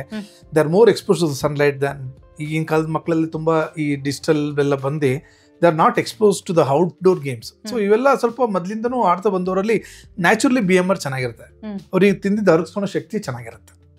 ಸೊ ಕೆಲವರು ಆಕ್ಟಿವಿಟಿನೇ ಮಾಡೋದಿಲ್ಲ. ಈಗ ನೀವು ತೆಳ್ಳಗಿರ್ಬೋದು, ನೀವು ಆಕ್ಟಿವಿಟಿ ಜಾಸ್ತಿ ಮಾಡಿದಷ್ಟು ನಿಮಗೆ ಹಂಗರ್ ಪ್ರೈನ್ಸ್ ಚೆನ್ನಾಗಿ ಬರುತ್ತೆ. ಸೊ ನೀವು ಅವಾಗ you can start putting on weight. ಈಗ ದಪ್ಪ ಇರ್ತಾರೆ ಬಟ್ ಅದು ಸ್ವಲ್ಪ ಓವರ್ ವೆಯ್ಟ್ ಇರ್ತಾರೆ, but they will be very active socially, so physically. So ಏನಾಗುತ್ತೆ ಅವರಿಗೆ ಅಂದರೆ ತಿಂದಿದ್ದ ಕರೆಸ್ಕೊಂಡು ಶಕ್ತಿ ಇರುತ್ತೆ, ಅದಕ್ಕಿಂತ ಜಾಸ್ತಿ ತಿಂದ್ರಷ್ಟೇ ಅವ್ರು ದಪ್ಪ ಆಗ್ತಾರೆ. ಕೆಲವರು ನಾರ್ಮಲ್ ಆಗಿರ್ತಾರೆ, ಅವ್ರು ಏನ್ ತಿಂದು ದಪ್ಪ ಆಗಲ್ಲ, ಯಾಕಂದ್ರೆ ನ್ಯಾಚುರಲಿ ದೇ ಆರ್ ಎಕ್ಸ್ಪೆಂಡ್ ಮಾಡ್ತಾ ಇರ್ತಾರೆ. ಅದಕ್ಕೆ ಹೇಳೋದು ಖರ್ಚು ವೆಚ್ಚ. ಓಕೆ, ಹಾಗಾಗಿ ಸೊ ನೀವು BMR ಅಂತ ಮೆನ್ಷನ್ ಮಾಡಿದ್ರಲ್ವಾ, ಸೊ BMR ಅಂದ್ರೆ ಏನು ಎಕ್ಸಾಕ್ಟ್ಲಿ? BMR ಬೇರೆ, BMI ಬೇರೆ. BMR ಅಂದ್ರೆ ಬೇಸಲ್ ಮೆಟಬಾಲಿಕ್ ರೇಟ್ ಅಥವಾ ಬಾಡಿ ಮೆಟಬಾಲಿಕ್ ರೇಟ್. ನಾವು ಸಾಧಾರಣವಾಗಿ ನಾವು ಹೇಗೆ ಅಂದ್ರೆ ಅದನ್ನ ಟಾರ್ಗೆಟ್ ಮಾಡ್ಬೇಕು. ಈಗ ಅದನ್ನ ನಾವು ಹೇಗೆ ಇಂಪ್ರೂವ್ ಮಾಡ್ಕೊಬೇಕು ಅಂದ್ರೆ ಹೈ ಇಂಟೆನ್ಸಿಟಿ ವರ್ಕಪ್ ಮಾಡ್ತಾರೆ ಕೆಲವರು ಜಿಮ್ ಅಲ್ಲಿ, ಕೆಲವರು ಮಸಲ್ ಬಿಲ್ಡಿಂಗ್ ಮಾಡ್ತಾರೆ. ಇವೆರಡು equally important to increase the BMR. ಈಗ ಸಾಧಾರಣವಾಗಿ 220 ಮೈನಸ್ ಏಜ್. ಈಗ ನನ್ನ ಏಜು 220 ಮೈನಸ್ 46. ಅಂದರೆ ನಾನು ಓಡಬೇಕಾದ್ರೆ ನನ್ನ ಹಾರ್ಟ್ ರೇಟಲ್ಲಿ ಟಚ್ ಆಗಬೇಕು, ಅವಾಗ we are attaining our normal BMR. ಆ ಥರ ಎಲ್ಲ ಈಗ 220 ಮೈನಸ್ ಏಜ್ ಒಂದು ವರ್ಲ್ಡ್ ವೈಡ್ ಸ್ವಲ್ಪ majority people follow that. So ಇದನ್ನು ನಾವು ಟಾರ್ಗೆಟ್ ಮಾಡಿದ್ರೆ ನಮ್ಮ BMR ಚೆನ್ನಾಗುತ್ತೆ. ಜೊತೆಗೆ ಐಸೋಟೋನಿಕ್ ಎಕ್ಸಸೈಸ್ ಅಂದರೆ ಬಾಡಿ ಮಸಲ್ ಬಿಲ್ಡಿಂಗ್ ಎಲ್ಲ ಮಾಡಬೇಕು. ಸೊ ಇದು ನಾವು ವೇಗ್ಲಿ ಹೇಳ್ಬೇಕಂದ್ರೆ out to get our BMR corrected, ಅಥವಾ ಹೇಗೆ ಅದನ್ನು ಅಟೈನ್ ಮಾಡಬೇಕು ಅಥವಾ ಆ ಥರ ನಾವು ಮಾಡಬೇಕಂದ್ರೆ we should increase our running, high intensity workouts. Whatever you do rope or you do ಇದು treadmill or whatever it is, your heart rate minus age, the target should be achieved for a duration of at least 15 to 20 minutes and ideally up to 30 minutes. Okay. And you have to start also building the muscle. ಇದನ್ನ follow ಮಾಡಿದ್ರೆ ನಿಮ್ಮ BMR ಚೆನ್ನಾಗಿರುತ್ತೆ. ಸಾಧಾರಣ ನೀವು guilty free ಆಗಿ ಊಟ ಮಾಡ್ಬೋದು. But ಆದ್ರೂ ಕೆಲವ್ರಿಗೆ ಏನಾಗುತ್ತೆ ಅಂದ್ರೆ ದಪ್ಪ ಆಗ್ಬೇಕು ಅಂತ ಇರುತ್ತೆ, ಬಟ್ ಸ್ಟಿಲ್ ಎಷ್ಟೇ ತಿಂದ್ರೂ ಕೂಡ ನಾನು ದಪ್ಪನೇ ಆಗೋದಿಲ್ಲ ಅನ್ನೋದೊಂದು ಫೀಲ್ ಇರುತ್ತೆ. ಅಂತವ್ರಲ್ಲಿ BMR ರೇಟ್ ಜಾಸ್ತಿ ಇರುತ್ತೆ ಅಂತನಾ? ಅಲ್ಲ, BMR ರೇಟ್ ಇಂಪ್ರೂವ್ ಮಾಡ್ಕೊಂಡ್ರೆ ಸ್ವಲ್ಪ ವೆಯ್ಟ್ ಗೇನ್ ಆಗ್ಬೋದು. ಈಗ ಅವ್ರಿಗೆ ಏನಾದ್ರೆ ನ್ಯಾಚುರಲಿ ಗಿಫ್ಟೆಡ್ ಅಷ್ಟೇ ಇರುತ್ತೆ ದೇವರಿಂದ. ಈಗ ಏನಾಗುತ್ತೆ ಅಂದ್ರೆ ಅವ್ರು ತಿನ್ಬೇಕಂದ್ರೆ ದೇ ಶುಡ್ ಸಿ ನಿಮ್ಮ ಬಾಡಿ, ನಮ್ಮ ದೇಹಕ್ಕೆ ಸಾಕಷ್ಟು ನ್ಯೂಟ್ರಿಷನ್ ಸಿಕ್ಕರೆ ಎಲ್ಲ ಮನುಷ್ಯಂಗೂ ಸಾಕು ಅಲ್ವಾ. ಈಗ ನೀವು BMR ಜಾಸ್ತಿ ಮಾಡ್ಕೊಂಡ್ರೆ you may start feeling more hunger or ಅಂದ್ರೆ ಯು ಸ್ಪೆಂಡಿಂಗ್ ಸೋ ಮಚ್ ಅಲ್ವಾ. ಸೊ ಈಗ ಇರೋ ತೆಳ್ಳಗಾಗ್ತೀರಾ, ಅದು ಬದಲು ಅವಾಗ ಏನಾಗುತ್ತೆ you feel eating well, then you start putting on muscles, then you start doing. So physical exercise ಜಾಸ್ತಿ ಮಾಡಿದ್ರೆ ಅವಾಗ ಸ್ವಲ್ಪ ಅವಾಗ ನಿಮ್ಮಲ್ಲಿ ಏನಾಗುತ್ತೆ ಮಸಲ್ ಮಾಸ್ ಕಡಿಮೆ ಇರುತ್ತೆ. ಈಗ ತುಂಬಾ ತೆಳ್ಳಗಿರೋರಲ್ಲಿ ಸೊ ಮಸಲ್ ಮಾಸ್ ಬಿಲ್ಡ್ ಆಗತ್ತಲ್ಲ, that will increase their weight. Okay. So ಹಾಗಾಗಿ ಅದೇ ಆಗ್ಲೇ ಹೇಳ್ದಂಗೆ ಕೆಲವರು ಎಷ್ಟೇ ಸಣ್ಣ ಇದ್ರೂ ಕೂಡ, ಎಷ್ಟೇ ತಿಂದ್ರೂ ಕೂಡ ಸಣ್ಣನೇ ಇರ್ತಾರೆ. ಇನ್ನು ಕೆಲವರು ತಿನ್ನೋದೇ ಸ್ವಲ್ಪ ಸರ್, ಬಟ್ ಅಂದ್ರೂ ನಾನು ಸಣ್ಣನೇ ಆಗಲ್ಲ ಅನ್ನೋದು ಕೂಡ ಇರುತ್ತೆ. ಸೊ ಅದು ಎರಡಕ್ಕೂ ಕೂಡ BMR ಕನೆಕ್ಟ್ ಆಗಿದೆ. Yes that is actually one of the main root cause. Root cause ಅನ್ನೋಕ್ಕಿಂತ ಅವರ ಇನ್ಹೆರಿಟೆಡ್ ಅಂದ್ರೆ ಪಡೆದು ಬಂದಿರೋದು ಅಥವಾ ಅವ್ರು ಗಳಿಸಿರುವಂತ BMR. Thank you so much doctor. ನಮ್ಮ ಇವತ್ತಿನ ಕಾರ್ಯಕ್ರಮದಲ್ಲಿ ಈಟಿಂಗ್ ಡಿಸಾರ್ಡರ್ ಯಾವ ಕಾರಣಕ್ಕೋಸ್ಕರ ಬರುತ್ತೆ ಅಂಡ್ ಅದರಲ್ಲಿರುವಂತಹ ಟೈಪ್ಸ್ನ ಬಗ್ಗೆ ಹೆಚ್ಚಿನ ಮಾಹಿತಿಯನ್ನ ನಮ್ಮ ವೀಕ್ಷಕರಿಗೆ ತಿಳಿಸ್ಕೊಟ್ಟಿದ್ದೀರಾ. ನೋಡಿದ್ರಲ್ವಾ ನಮ್ಮ ಇವತ್ತಿನ ಕಾರ್ಯಕ್ರಮದಲ್ಲಿ ಈಟಿಂಗ್ ಡಿಸಾರ್ಡರ್ ಅಂದ್ರೆ ಏನು, ಅದರಲ್ಲಿರುವಂತಹ ಟೈಪ್ಸ್ಗಳೇನು, ಯಾವ ಕಾರಣಕ್ಕೋಸ್ಕರ ಬರುತ್ತೆ ಅನ್ನೋದನ್ನ ಡಾಕ್ಟರ್ ಇವತ್ತು ನಮಗೆ ತಿಳಿಸ್ಕೊಟ್ಟಿದ್ದಾರೆ. ಆರೋಗ್ಯಕ್ಕೆ ಸಂಬಂಧಿಸಿದಂಥ ಹೆಚ್ಚಿನ ವಿಡಿಯೋಗಳನ್ನು ನಮ್ಮ ವಿಜಯ ಕರ್ನಾಟಕ ಹೆಲ್ತ್ ಪೇಜ್ನಲ್ಲಿ ನೀವು ನೋಡಬಹುದು.